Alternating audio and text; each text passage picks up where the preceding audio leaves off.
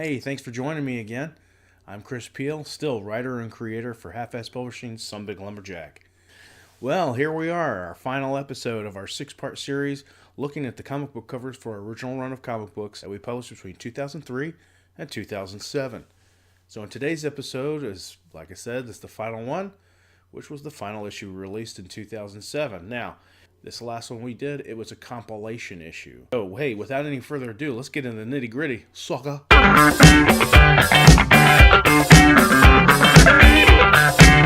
All right, hey, thanks again for joining me. So let's get right into this, okay? Now, Reign of the Warpig sold quite a bit, and we did multiple print runs for it. So with the first issue, we had our Super Friends spoof, and then that one sold so well, we decided after the several, a couple of reprintings of that, we did the variant cover. And then the second part was our G.I. Joe spoof. Well, we had to do something different. I didn't want to just do another variant, another take on something we had already done. I'm a huge Spider-Man fan, always have been. And there's one thing to me that's very iconic about Spider-Man. Whenever Peter Parker is struggling with his dual identities, a lot of times he'll be drawn where like straight in half, and half of him is in the Spider-Man suit and half of him is in just Peter Parker garb. And I wanted to do something. I wanted to do some kind of take on that. I wanted him walking down the street, with people around, whatever.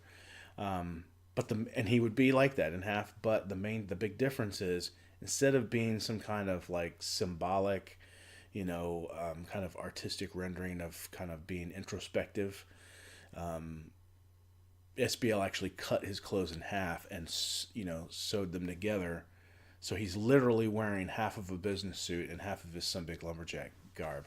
And even his little knit cap would be in half. So I love that idea. I thought it was hilarious. And, then of course people would be looking at him like, what the heck is this guy doing? So I had my concept.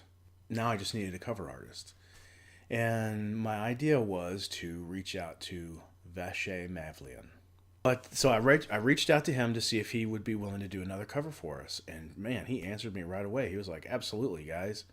And, he was really happy to do it. He was happy to hear about, the success of the first issue. And he was just such an awesome guy. And, at the time, we did not know this was going to be our final issue. There was no plan that this was going to be our final issue. So we weren't, like, trying to be, like, have some kind of, like, sappy moment where the guy who does the first one is the guy that does the last one. It just kind of worked out that way. He agreed to it. I told him my idea, and I was like, here's my basic idea. Run with it. And a few weeks later, look at this, man. I mean, I love this. I love his style. It's to me, it's very unique, and it really just goes well with what we're doing. And I love the suit is all sewn together, even his tie's cut in half. The little fuzzy cap on top, the little knit cap is in half.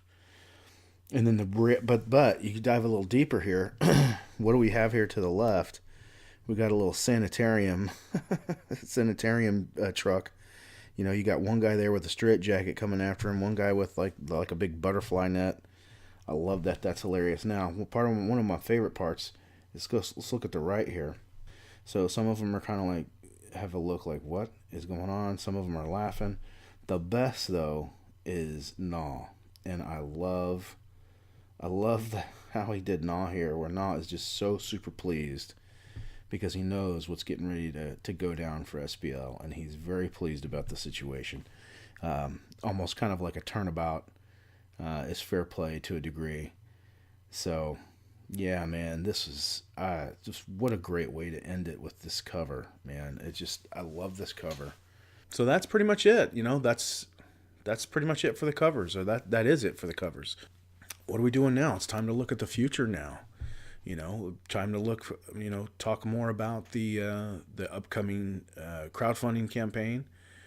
And as we get closer to knowing an exact date for the launch of the campaign, I'll be sure to announce it here. So, hey, this was fun. This was a lot of fun. And I thank you for joining me. Again, I am Chris Peel, still writer and creator for Half-Ass Publishing and Some Big Lumberjack. come on back because I'm going to have another video here shortly. Thanks for coming by. See you next time.